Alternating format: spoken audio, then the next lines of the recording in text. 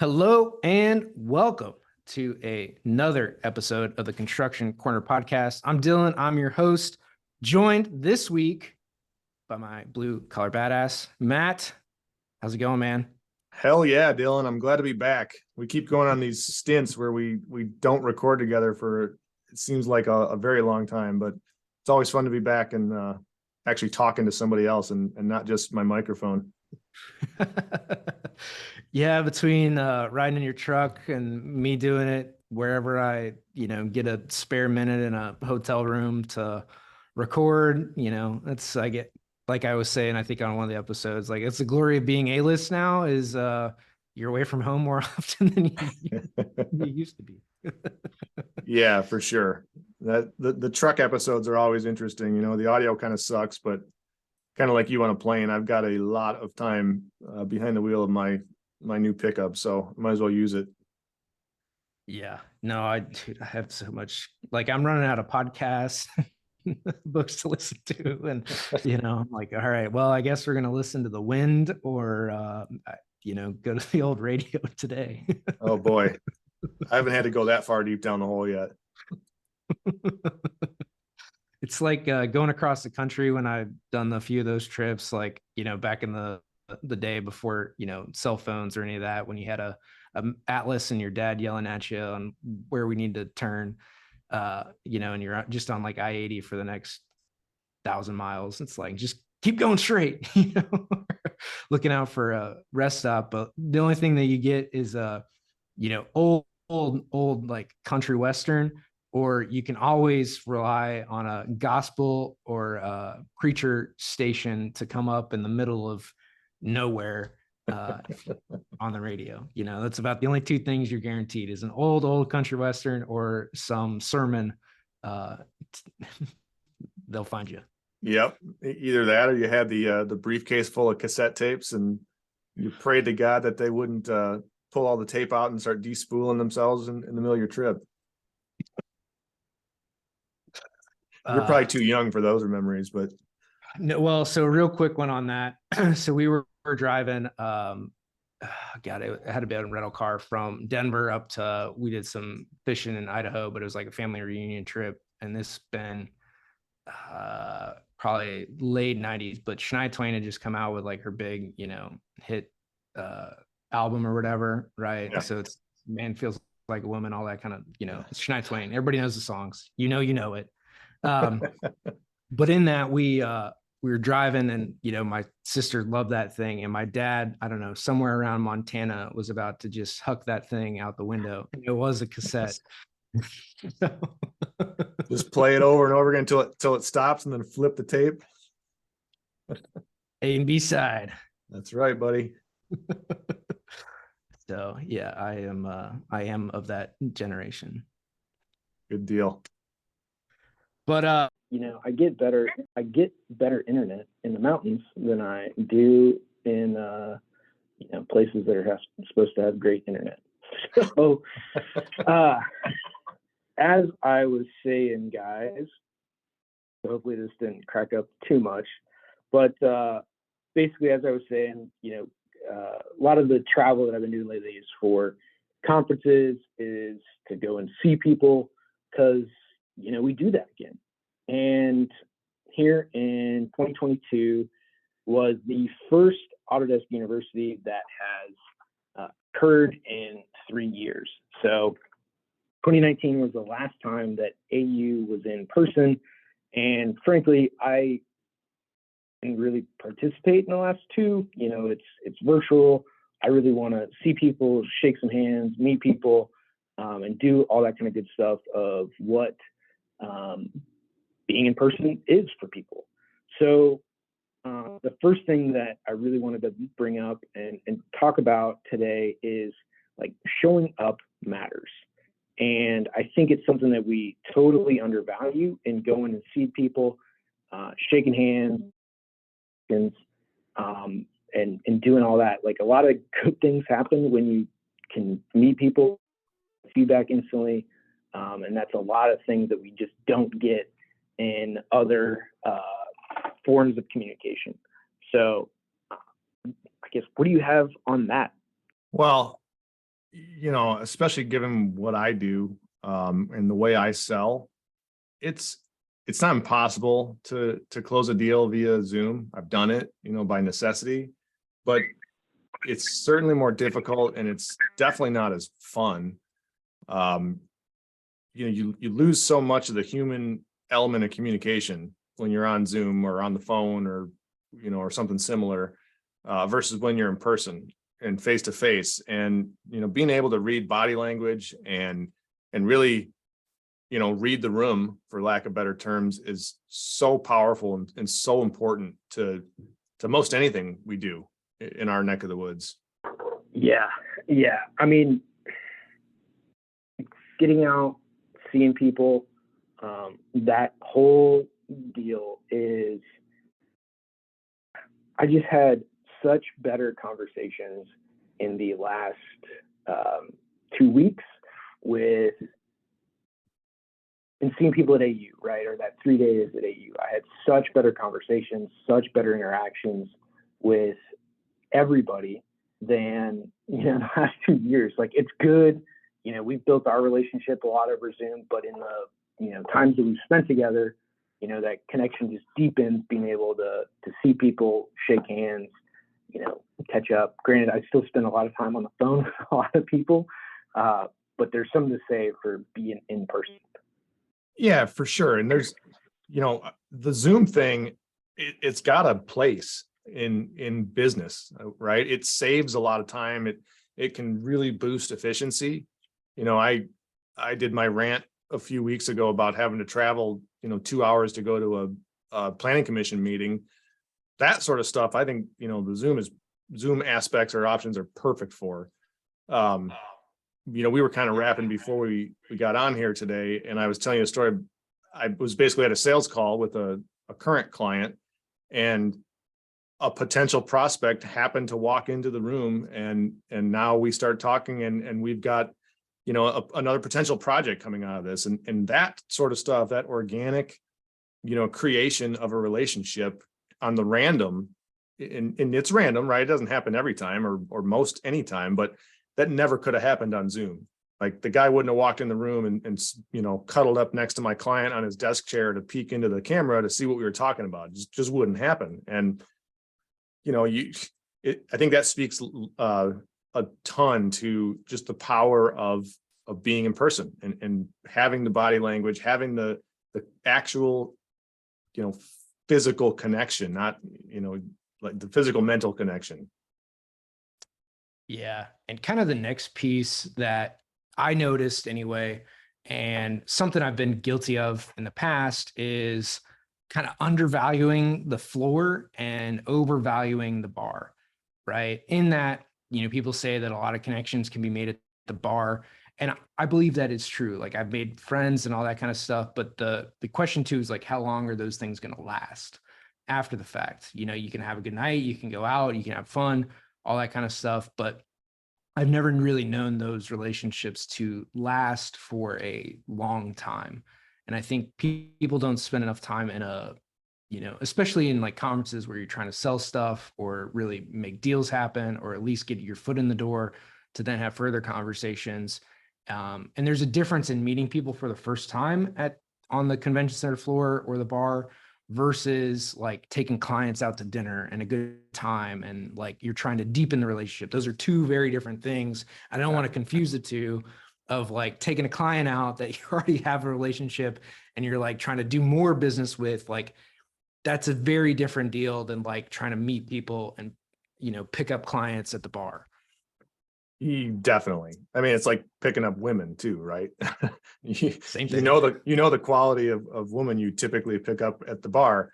But in terms of business development and building relationships, you're spot on. On kind of the opposite end of the spectrum, as you know, I bought a stupid expensive pair of golf clubs this year, and I set about a goal to golf as many Friday afternoons as I possibly could. And it was twofold. One, because I sucked at golf and I wanted to try and get a little better. For the record, I still pretty much suck.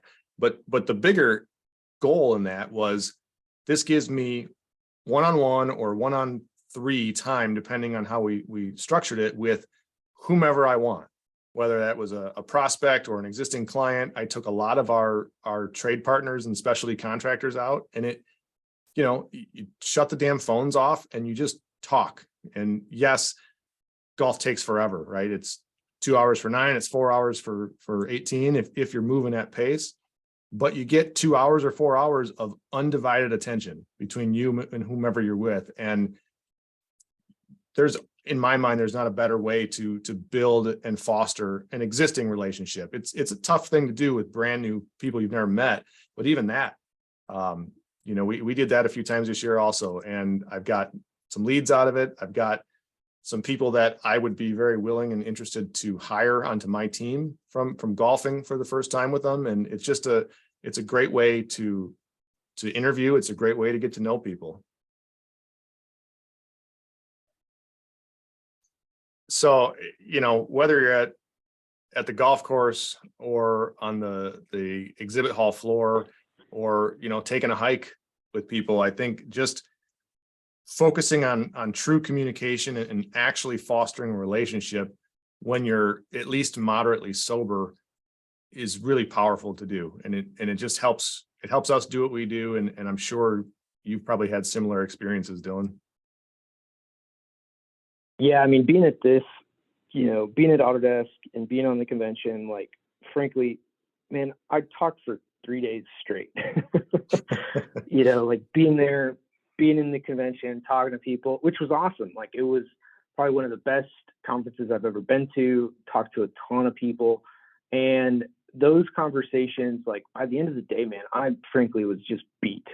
And I don't mind talking, but like by the end of the day, to have, to talk for 8-10 hours straight, with very little break, on my feet all day, I was just done. I go to the bar, and actually there was a guy who I talked to that day who sat like across from me, or kitty corner from me, from like the bar across the street. And I just wanted some food. I was drinking water so that I wasn't hungover for any of this. And like, he was apparently yelling across the bar, like cowabunga, which is not a word you like ever hear. And I just did not hear it. Like, I was just toned out and like just zoned out and checking email, like getting through the day. And he walk over and he's like, dude, do you not like hear us? I'm like, man, I'm sorry. I just nothing.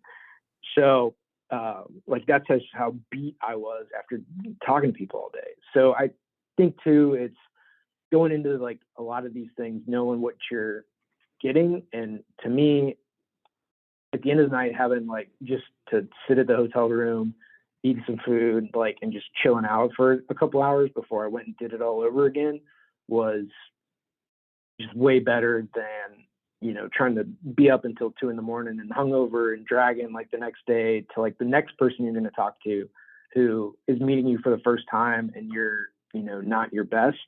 Like, I think that's just a bad showing, For sure, man. And let me preface our conversation with, I don't think either one of us are bashing getting shit faced once in a while, but there's a time and place. And I've done a few conferences in the last couple of years with our company, and I went down to the Arate Summit in whenever that was, in May, and that was kind of the opposite. Like, there was a lot of time for networking and talking, don't get me wrong, but most of the time was spent learning and listening and really intently trying to hear what the different presenters and different people were saying.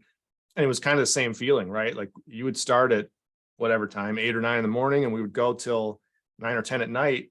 And 10 years ago, me would probably have gone out and closed down the bar still, and then got up the next morning to do it all over again. But this time it was exactly what you said. Like, I'm drained mentally. My head can't take any more information right now. I'm just going to go sit down, chill out, watch some Law and Order, because that's a universal constant when I travel. It always seems to be on TV, and just go to bed. And it really helped me to get the most out of that situation in particular, but also when we've done trade shows, the same deal. Like, you gotta, first impressions are huge.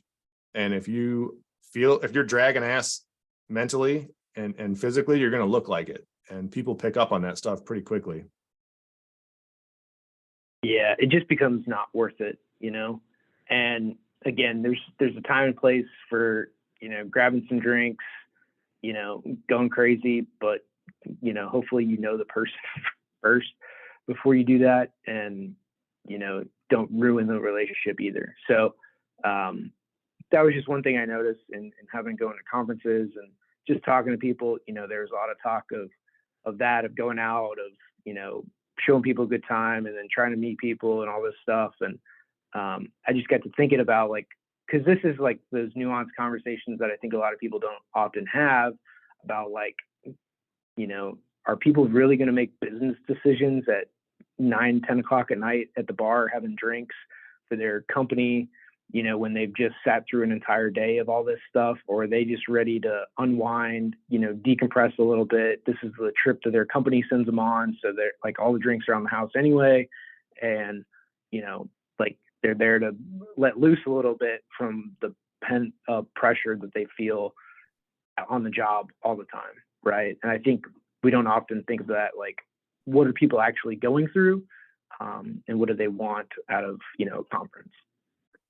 I think you bring up a very interesting distinction right there, and it's one that I've noticed, and I don't think you and I have actually talked about it before, but there's a definite difference in attitudes and mannerisms and the way people act at those sort of shows, those sort of events, between the people that are there, like you and I, who are business owners, who are there, for the true gut purpose of the conference, is and to network and to sell, to build relationships and all that, versus the people who are sent there.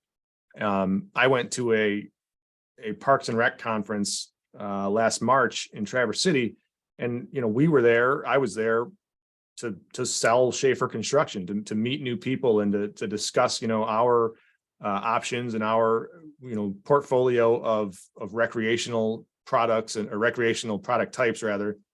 But you could tell people who were there that, like, all right, man, this is my free annual vacation. My work just paid for me to be up in beautiful Traverse City for 3 days. I'm gonna get blackout drunk every night. I don't really care if I meet people or not that aren't with my little club. And I'll go to some of the classes. Maybe I won't. Maybe I'll sleep in. You can pick those people out a mile away when you're the guy there. Like, all right, this is my livelihood. I'm here for a reason. I paid to be here, not to come and just shoot the shit and hang out, but I paid to be here for an actual tangible purpose. Yeah. And so I think going into these conferences, going into these deals, like, you've got to have a reason to be there, right? And if it's to have fun and let loose, then that's what it is, right? But if you're there for something else or to get better, understand what you're going there for, what you want to get out of it. That 10 minutes by yourself will give you a lot of clarity on the conferences, on your outcomes, and what you want to get out of it. And then two, this kind of leads into like the third and fourth point that I've got is, man, take the time to explore these cities.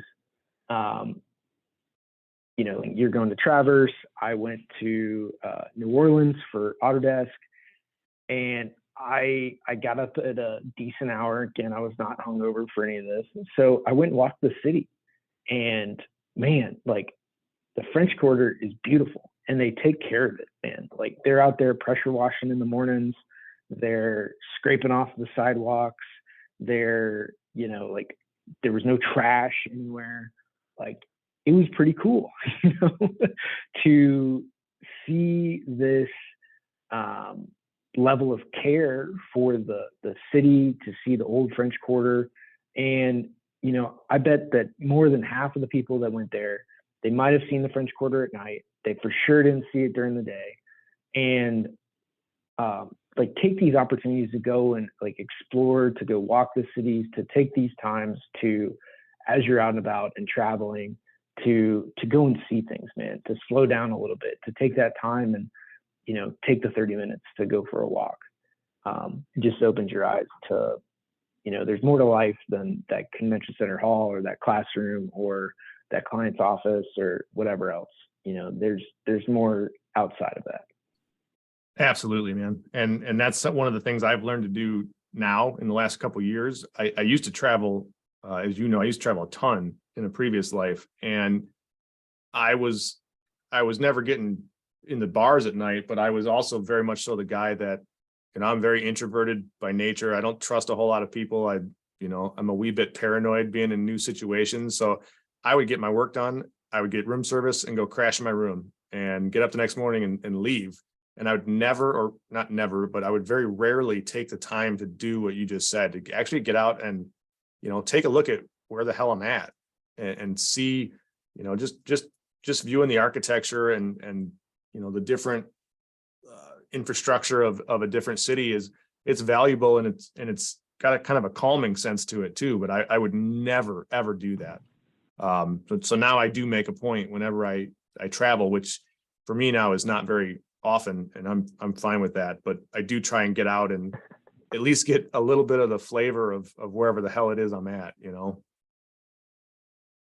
Yeah, man. Like, I mean, going out and walking around like New Orleans, I walked around a good chunk of New Orleans, like pretty much all downtown. Like I stayed on Canal Street and, walked up and down that and then through the French Quarter and just kind of random streets, all around. And I needed to get a TV and some brochures, stuff like that done for the conference. So like I walked to, Office Depot and around, and man, there was like no trash anywhere. Like I was amazed at just the cleanliness of New Orleans. They were actively trying to, push away panhandling, and sure, there was some homelessness, but nothing like crazy. It was in, very small areas. It wasn't bad. You didn't have people with like severe mental problems. But again, like most people would never get that flavor of the city, having just been to the convention and staying at the hotel right next door. Like it was just neat to walk around and, get a feel for it. And like I walked by, like Tulane University's right there, and you see all the like old streetcars, right? They have all like the trolley streetcars run around as like part of their public transit. Like just a neat flavor of it, and then talking to some Uber drivers, and there's a festival every weekend. Like New Orleans is apparently the city of festivals. Like it's beignet or just cuz, or, margaritas, or, bayou, or, alligator. Like they had a festival I think for everything. But again, like you wouldn't know that if you didn't talk to people, if you didn't go out, if you didn't see. And I think that's just a big thing that more people should do. Yeah, without a doubt. And doing it during the day, doing it when you've got some free time, and if you're not sleeping off the night before, you should be able to find some time in the sunshine to get out there, and you never know what you're going to come across or who you're going to meet doing that. I mean, that's kind of the overarching theme of the show today is communication, and actually face to face and being in person. And you never know who you bump into, who's your next prospect or your next client or your next employee or partner or whatever. I mean, you don't get those random opportunities like the dude walking into my meeting. You don't get those if you don't get yourself out there, and if you're not out walking around. Yeah, it's amazing. Not to mention doing it during daylight, so it's a heck of a lot safer than doing it at night. There's that too. And then the last thing to kind of close this out is show and tell. Now I know we did this in kindergarten, first grade, and elementary school, where you brought some stuff in and showed it and told the class, right? But it wasn't just story time. It was that you brought something in to show and tell. And I think far too often in the construction world, we just tell. Maybe we have some pretty pictures, maybe we have some other renderings or images, or on occasion a model, but we don't do like the 3D models that they did 20, 30 years ago, when you had physical models that you literally built. You had model builders that built these designs and buildings to show off, and really had something to show where people could get up and physically touch and move around and look at things. It just created a different dynamic that we really don't have today.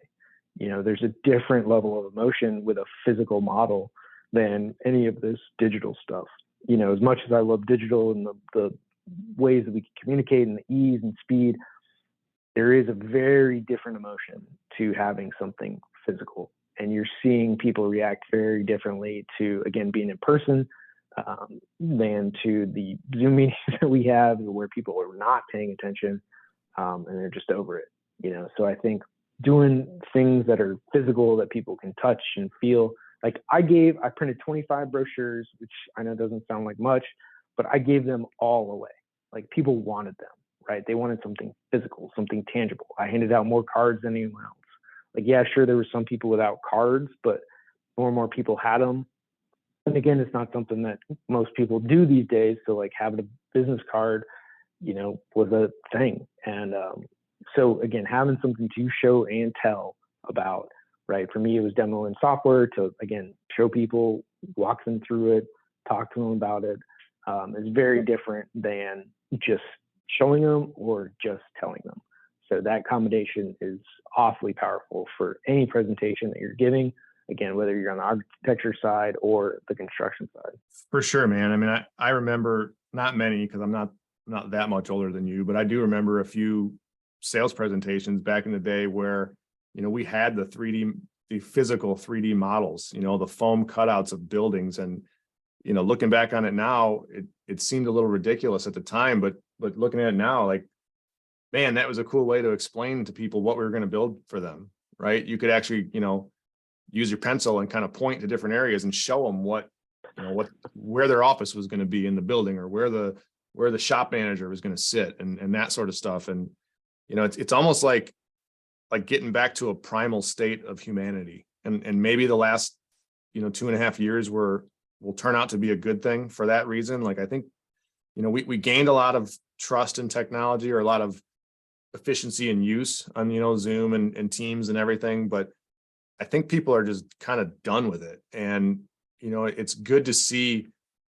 getting back to the show and tell, getting back to the, actually being able to touch and feel things and have conversations in person and back to the way of living that, humans are really meant to do. And maybe I'm getting philosophical because that kind of feels like it, but I don't know. I just think it's cool, man. I think you're spot on. It to be able to actually to show people what you're talking about, whether you're selling or just showing or using an example, and while you're explaining it is hugely powerful. Yeah, I mean, for me, like in the software world, right? Like you kind of have to really show people what it can do and doing it in real time, right? So I did a lot of like real time demos for people on the show floor. I made a world of difference, right? They don't think they can see that nothing's like, I'm not manipulating anything. I'm not doing it some like, sleight of hand or whatever. It's like legitimate, I'm running software on a building that's got nothing in it. And then 2 minutes later, it's fully populated with content. Like you could see it, you'd see all my movements. Like there's nothing, there's no like wizard behind the curtain, right? It's not like a video that's playing and you're like, you don't know or what tricks are being done or anything like that. And I think, to a point, like renderings and all that stuff, again, very helpful, very informational, right? It's what you put on the billboard out front to let people know something's coming if you're going to do that. But there's also a point of like having something that they can hold and feel. And it's why we still have like actual printed documents and we still bring those to meetings. People like to look at them.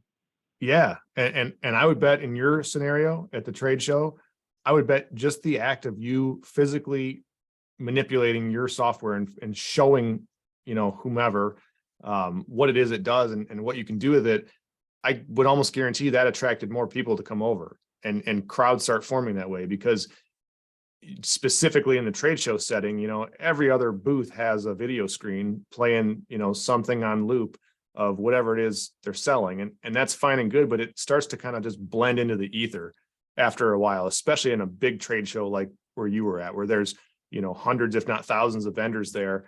But when you see somebody doing something physically, whether it's, doing what you do with your software and auto-populating building electrical systems, or it's a guy, you know, demonstrating how to use the new cordless Milwaukee circular saw. It doesn't matter. It's something different, and it catches people's eye and it catches their attention. And that's the best way to sell. You catch someone's attention, and now you have a captive audience, and you can tell them everything you want to tell them, and you're not competing against everybody else that's under the that's in the conference hall. Yeah. So two big things on that. One, I mean, I drew crowds. You know, there'd be 5-10 people around, which in a trade show is like, it's huge to have that many people in a little 10 by 10, 10 by 10 booth. But two, I opened it up, right? So my little, you know, cart thing was in the back of the booth. It was open. I didn't have anything between me and the person, right? We're standing there toe to toe. And a lot of people at trade shows will put the booth, the thing, they would put a desk, something between them and whoever they're talking to. It creates a wall, a barrier between you and them. It creates you as adversaries versus friends versus somebody you want to talk to. And I think a lot of people make that mistake in various ways, right? You sit across from your client at the table, not next to them. You're, you know, not standing toe to toe, not looking them eye to eye. There's a lot of things that like innately are in our DNA and how we assess threats, right? So one of those is like, you need to put your hands on the table and you don't put them under the table because it shows that you are not armed, right? This is like an innate DNA thing. Not to get too deep on a lot of the psychology stuff, but like being very open, being very clear, like people then don't see you as a threat, right? They see you as a friend, even though they might not ever think that consciously. That is a subconscious piece that they like are thinking and going through. So the more that you, like obstacles and barriers that you can remove between you and somebody else creates more of a bond to you, which is why Zoom and all this stuff is like difficult because you don't create bonds, right? There's still a disconnect between you and them. But this is why going like golfing, right? You're sitting in the cart, you're leg to leg, right? You're sitting right next to each other. You're going over bumps, you know, like there's connection, there's touch, there's no barrier between you and them doing things like that. And that's why like having or removing as much barriers as you can, like a trade show, all that stuff, like all that for me got moved to the back of the booth. Like I'm right next to the person as I'm demoing stuff, and that creates again a big connection. It draws more crowds because more people are up front, you know, and then more people are curious, and it goes through like that. But you just look down the line, and everybody else was standing behind their thing, you know, twiddling their thumbs on their phone, whatever. And this is one of the other things, real quick too, is like when you're at a show, or maybe you're going into meetings for a big presentation or anything like that, say hi to anybody and everybody that you walk past. And the reason that you do that is so that you warm up, so you're getting the jitters, the bugs, the whatever cobwebs out of your system before you go and talk to the people that truly matter. Right. But this is like at a conference, like the people setting up the, you know, food for the day, or the catering, or the coffee, or whatever, or another vendor, like, hey, how's it going? You know, good morning, welcome, you know, how are you today? Right. Like you get all that out of your system, and you just get in the habit of talking to people, so that talking to the next person and just saying hi and how's your show going, and, you know, like, what are you getting out of this? Right. Like that's something that is now easier to do as the day goes on. And I think a lot of people really screw that up. They're waiting for the big fish, when, you know, if you just said hi to everybody, then it wouldn't be such a big deal. Yeah, just it's being a good person, right? And creating that good karmic energy and karmic deposits in your account. You know, I do that all the time when I'm at those shows. I talk to everybody. I'll have conversations with the dudes putting out the catering for lunch. And you just gotta, you know, you get out, or you get back what you put out. You know, it's a basic rule of life. And, you know, to your point, you know, shaking off the cobwebs and getting back into the swing of things is one thing for sure. And that's got some weight to it. But just being a good person and being a overall friendly and outgoing individual, it pays off in dividends, especially in a setting like that where, you know, 9 times out of 10, people just walk right past you, and they kind of give a quick glance at whatever free shit you have on the table, you know, with your squish balls and your beer koozies or whatever. And if they like it, they'll grab one, and they might, you know, try and fake a conversation, but really they just want to get the hell out of there. When you're open and kind of jovial and having those conversations, you reel those people in, and people want to be, they want to hear stories, right? They want to be talked to like a human. They don't want to be sold all the time. And when you start practicing that from the very beginning, from, you know, the person behind the counter when you're checking in at the hotel that day, to the person serving the, you know, chicken cutlets, to the person walking through in a suit grabbing business cards, it's all good, and it's all part of that human experience that we've been talking about, you know, for the last bit here today. Yeah, man, I think I said hi to everybody. And so here's my other trade show secret, while we're giving the rest of them away, is bowl mints. Like, bowl mints is one of those little trade show things. I mean, so I have like string backpacks and brochures, but bowl mints, man, that's like the thing people are looking for. You know, it's a simple little thing. It's easy. And then, yeah, like, dude, I talked to everybody. You know, catering guys came up, and of course they grabbed mints too. And it's like, yeah, man, sure. It's like, here you go. I need to get rid of all this stuff, you know, please. But I ended up having a conversation with a guy for an hour. I knew he wasn't buying maybe 5 minutes into it, but I just enjoyed the conversation for an hour, and it was worth it to me, you know, like, to have a good conversation with a just good dude, you know, just an engineer, he's a civil engineer. So I know I'm not selling you anything, but that's fine. We're here to talk about other stuff, you know, and life, and line's not cheap, and because he was wearing a hat. And it's like, cool, man, you know, good to see you here. Glad you're out and about, you know, and just a good human conversation. I think we miss a lot of those, and don't have them, you know, as often as we should. That's what it's all about, man. I'm glad to see people are getting back to it. I mean, it's been a long road, and it's moved a lot slower than I think most of us wanted it to, but I think most people are kind of fed up with the staying apart at this point. And, you know, like we said, Zoom and Teams and all that shit has its place. That's how we do this, right? You and I couldn't do this show without it. But having those in-person conversations and getting out and showing face and seeing people and shaking hands, it's worth its weight in gold. Yeah, man, there were 10,000 people at Autodesk University, you know, and I went to a marketing conference the week before that had 5,000 in the room. So yeah, I mean, people are back out in force. And I think when I was in Orlando the week before Autodesk, there were like 4 conferences in town for a bunch of different stuff. So I'm sure there was probably 20,000 people in Orlando for various conferences. You know, people are back. That's awesome. Any final words? I mean, I've got some other stuff, but I think we can cover it in another show. And again, if you're not subscribed to my newsletter, you can get it for free. It's in the links here. Physical newsletter will send out to your door, and some of the stuff that we talked about is going to be in there this month as well. But any final words, Matt? Yeah, guys, I mean, I would definitely echo that. I would sign up for Dillon's newsletter. I get it. Actually, he still sends it to me, and it's one of the few pieces of mail I get that I look forward to reading every month. So definitely do that. But guys, share the show. We don't do ads on this. We don't sell you a bunch of crap. We're here trying to help and trying to put new ideas and new thoughts into your minds that might make your life in the construction world a little bit better, a little bit easier. You know, bigger, better, faster, more. We need you to share the show. It helps us keep growing at the pace we need to, and it helps us keep showing up. 100%.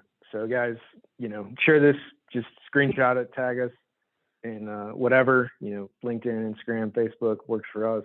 And then again, the newsletter's free. Like, you know, I don't spam you with anything.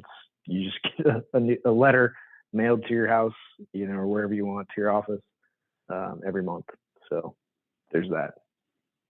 And real quick too, we haven't really talked about this, Dylan, but one of these days we are going to get back into doing more interview-based shows with guests. So if you guys have anyone you want to hear on the show, or if you perhaps want to be on the show, get in touch with Dylan or myself and we will make it happen. We're both busier than hell these days, but with a little bit of scheduling ahead of time, we can still set up a 3-way Zoom call and get it done. So if you're interested, reach out and let's see what happens from there.